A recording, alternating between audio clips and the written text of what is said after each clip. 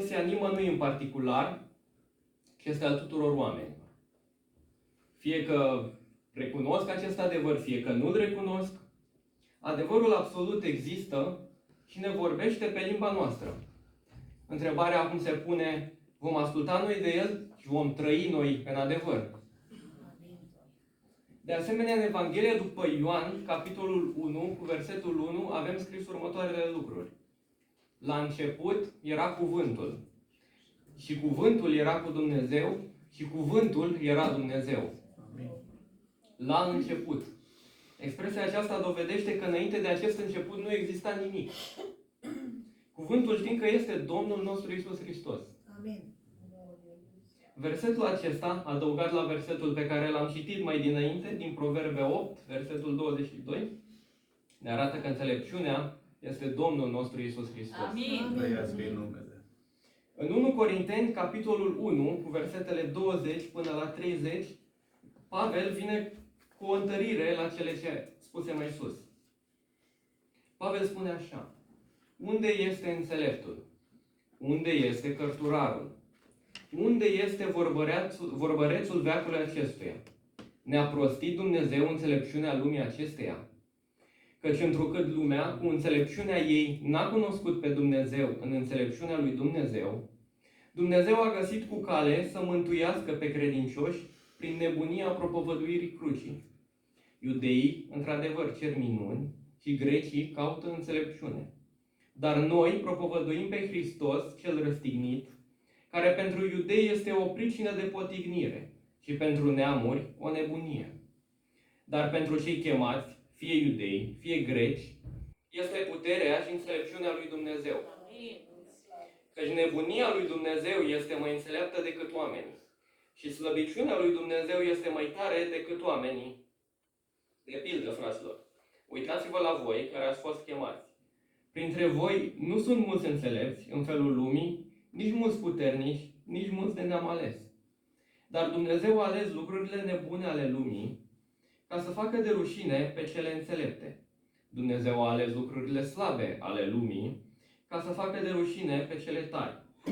Și Dumnezeu a ales lucrurile josnice ale lumii și lucrurile disprețuite, ba încă lucrurile care nu sunt, ca să nimicească pe cele ce sunt. Pentru ca nimeni să nu se laude înaintea lui Dumnezeu. Amin. Și voi prin El sunteți în Hristos Iisus. El a fost făcut de Dumnezeu pentru noi înțelepciune, neprihănire, sfințire și răscumpărare. Amin. Nu e așa că par lucruri greu de citit, dar mai ales de explicat. Înțelepciunea e atât de importantă încât ar trebui să ajungă la cunoștința fiecărui om. Amin. Dumnezeu i-a creat pe oameni, iar Domnul Iisus Hristos a murit pentru fiecare om în parte. De aceea, înțelepciunea, sau altfel spus, cunoașterea lui Dumnezeu și a mântuirii oferite de El este destinat fiecăruia dintre noi. Vedem în Proverbe, capitolul 1, cu versetul 20, că înțelepciunea strigă, își înalță glasul, ceea ce ne dovedește că înțelepciunea este o chestiune de viață și de moarte, practic. Dacă ne uităm bine la descrierea înțelepciunii din Proverbe 1, vedem că seamănă atât de mult cu descrierea Domnului Iisus, pe care o găsim în Deuteronom, capitolul 32, cu versetul 4. El este stânca. Lucrările Lui sunt desăvârșite, căci toate căile Lui sunt drepte. În Proverbe, capitolul 8, de la versetul 22 până la versetul 31, vedem cum în mod tainic înțelepciunea este legată de Domnul Creatorul. În pasajul acesta sunt multe în comun chiar cu cartea Genezei, capitolele 1 și 2. Scopul acestei paralele pe care am făcut-o este acela de a evidenția autoritatea primară pe care Dumnezeu a dat-o înțelepciunii. Dumnezeu a folosit înțelepciunea pentru a crea. Practic, înțelepciunea este cel mai vechi instrument, dacă putem spune așa. Ea este mai veche decât Universul însuși. Ea există din veșnicie, în care numai Dumnezeu era prezent. În Proverbe, capitolul 8, cu versetele 30 și 31, vedem că bucuria înțelepciunii este la fel ca bucuria lui Dumnezeu atunci când a creat lumea. Eu eram meșterul lui la lucru lângă el și în toate zilele eram desfătarea lui, jucând pe rotocolul pământului său și găsindu-mi plăcerea în fiii oamenilor. Și acesta este motivul comun al bucuriei, fiii oamenilor. Dumnezeu nu a fost singur în lucrarea sa de binefacere. El a avut un colaborator care îi aprecia planurile și îi putea împărtăși bucuria de a oferi fericirea ființelor create de el. În Proverbe, capitolul 9, cuvântul lui Dumnezeu ne îndeamnă să alegem între două stiluri de viață. Înțelepciunea și nebunia. Nu mai încape nicio îndoială că înțelepciunea lui Dumnezeu este Domnul nostru Iisus Hristos. Amin. Și înțelepciunea lumii este o nebunie. În Proverbe, capitolul 8, cu versetele 32 și 36, se introduc două afirmații. Găsim expresia ferice. Ferice de cei ce păzesc căile mele. Și a doua, ferice de omul care mă ascultă. Vedem că nu este de ajuns să descoperim calea cea bună, ci este necesar să o și urmăm. Nu este suficient să auzim cuvântul lui Dumnezeu, ci este nevoie să veghem zilnic și să punem în practică ceea ce știm. Amin. Amin. În Luca, capitolul 11, cu versetul 28, Domnul Iisus Hristos ne spune: ferice mai degrabă de cei ce ascultă cuvântul lui Dumnezeu și îl păzesc.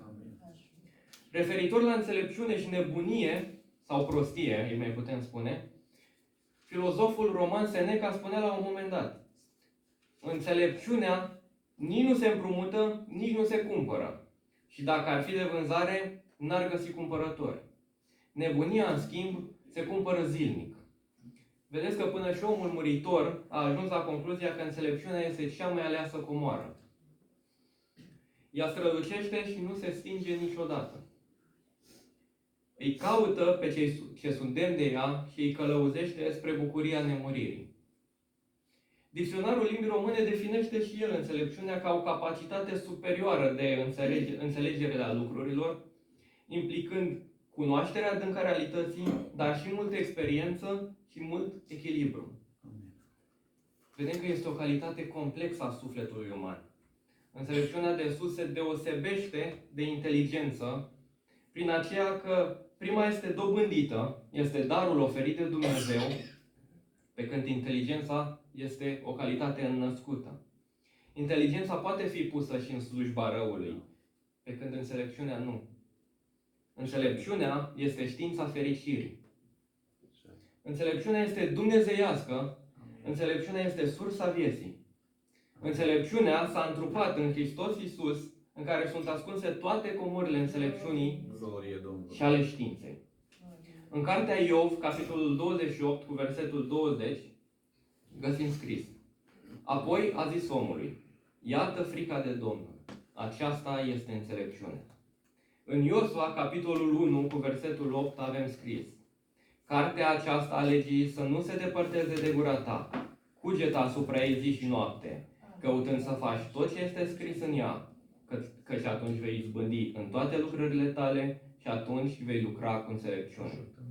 În Iacov, capitolul 1, cu versetul 5, avem scris: dacă vreunuia dintre voi îi lipsește înțelepciunea, să o ceară. Amin. Ne amintim că Solomon i-a cerut lui Dumnezeu înțelepciune și lui Dumnezeu i-a plăcut această cerere. Înțelepciunea o dă Dumnezeu cu mână largă, fără mustrare tuturor celor ce îi cer acest lucru. Dar vedem că surprinzător se întâmplă un lucru ciudat.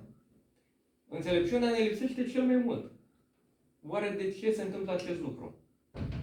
Pentru că de cele mai multe ori, toți dintre noi considerăm că nu ne lipsește. Ne credem înțelepți și, prin urmare, nu o mai cerem. În momentul în care ne zmerim, în momentul în care recunoaștem că nu suntem înțelepți, atunci primim înțelepciune. În Proverbe, capitolul 30, cu versetul 2, cel mai înțelept dintre oameni la vremea lui, Solomon spunea: negreșit, sunt mai prost decât oricine și n-am pricepere de om. Același lucru îl vedem în Proverbe 9, cu versetele 4 și 6. Cine este prost, să vină încoace. Celor lipsiți de pricepere le zice: Lăsați prostia și veți trăi și umbla pe calea priceperii. Fiecare dintre noi și-a construit casa pe o fundație. Întrebarea este ce tip? Și nu vă voi întreba de tipul de beton pe care l-ați folosit.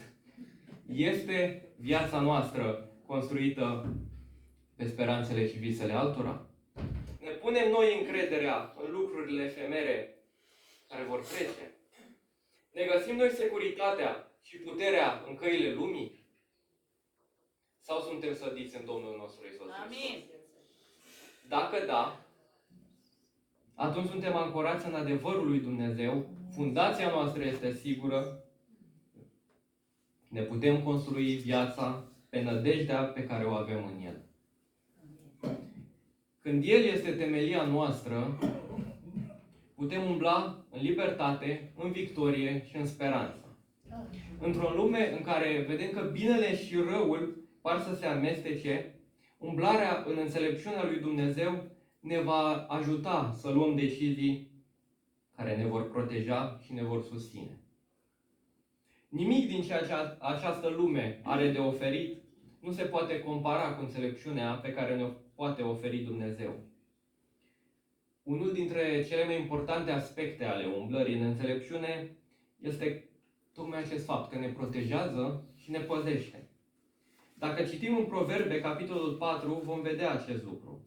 Adevărata înțelepciune înnobilează mintea, rafinează gustul. Adevărata înțelepciune sfințește judecata și face pe cel ce o are părtaș al curăției și al sfințeniei cerurilor. Ea aduce îngerii mai aproape și ne separă tot mai mult de influența celui rău. Ea pătrunde în toate domeniile și relațiile vieții și ne dă Duhul unei minți sănătoase, iar urmarea este fericirea și pacea. Solomon, în Proverbe, capitolul 3, cu versetele 13, 16 și 18, ne spune: ferice de omul care găsește înțelepciune și de omul care capătă pricepere. În dreapta ei este o viață lungă, în stânga ei bogăție și slavă. Ea este un pom de viață pentru cei ce o apucă și pentru cei ce o au sunt fericiți. Primul și cel mai important lucru pe care trebuie să-l știm despre înțelepciune este că înțelepciunea vine de la Dumnezeu. Amin. În Psalmul 111 cu versetul 10 găsim: frica Domnului este începutul înțelepciunii. Și acum voi citi un pasaj din noua traducere românească, deoarece folosește o exprimare mai ușor de înțeles și de explicat. Capitolul 3 din Iacov, capitolele 13 și 18, versetele 13 și 18. Citez: dacă ești înțelept și înțelegi căile lui Dumnezeu, dovedește-o trăind o viață onorabilă, făcând fapte bune cu omenia care vine din înțelepciune. Dar dacă ai invidia amară și ambiție egoistă, să nu vă lăudați cu aceasta și să nu vă mințiți împotriva adevărului. Înțelepciunea aceasta nu vine de sus și este pământească, firească, demonică. Căci acolo unde este invidie și ambiție egoistă, acolo va fi dezordine și răutate de orice fel. Însă înțelepciunea care vine de sus este mai întâi curată, apoi pașnică, blândă, ascultătoare, plină de milă și plină de roade bune, imparțială, fără ipocrizie. Iar rodul dreptății este semănat în pace de către cei ce fac pace. Amin. Se pare că înțelepciunea lui Dumnezeu este legată tot timpul de bunătatea și de puterea sa. Bunătatea lui este fântâna oricărui bine pe care îl vedem.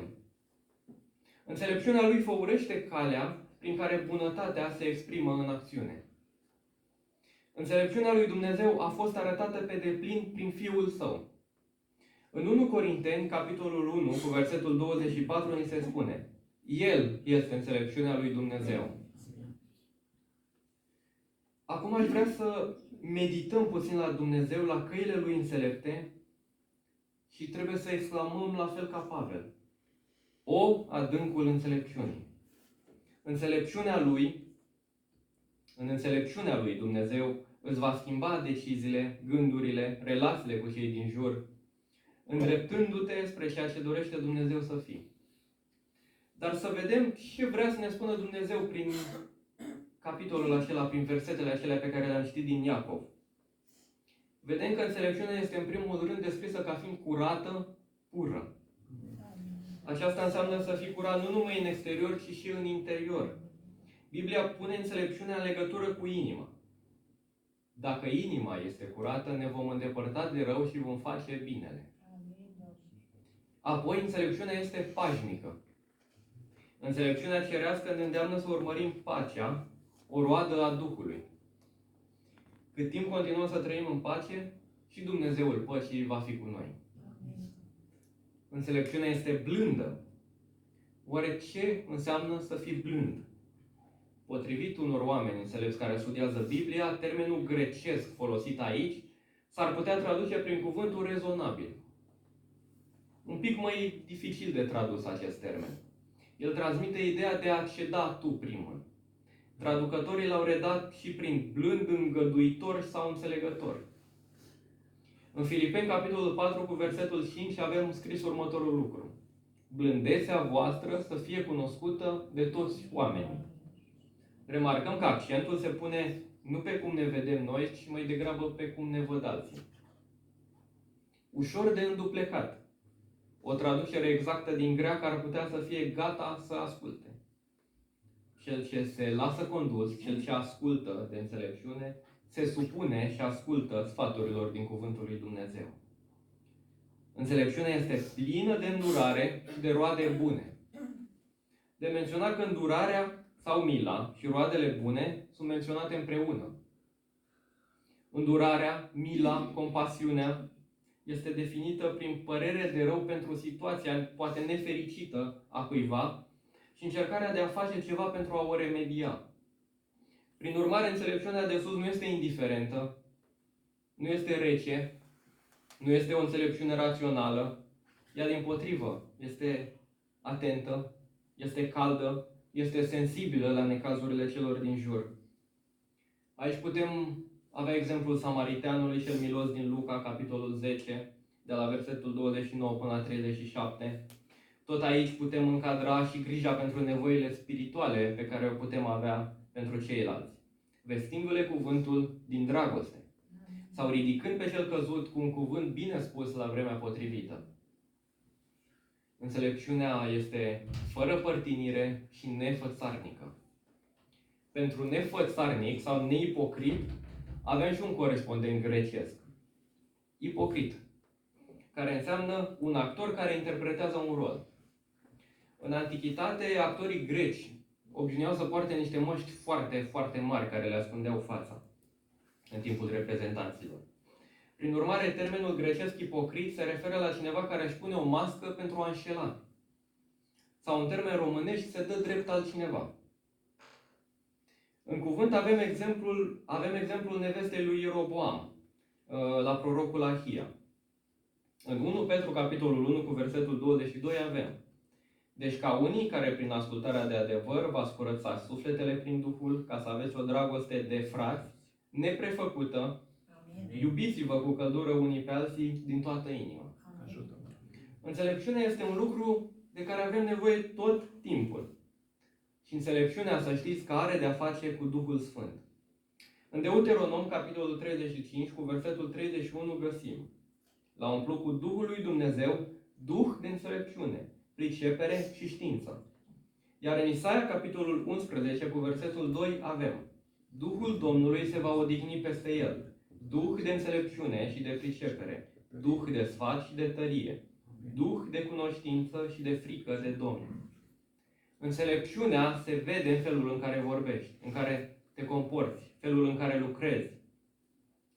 În acest sens vreau să aduc un pasaj din Vechiul Testament, din 1 Împărați, capitolul 10, începând cu versetul 4, când împărăteasa din Seba vine la Solomon și își dă seama de înțelepciunea lui și citez: din bucatele de la masa lui, casa pe care o zidise, slujbele și hainele celor care îi slujeau, felul în care se făcea slujba în casa Domnului.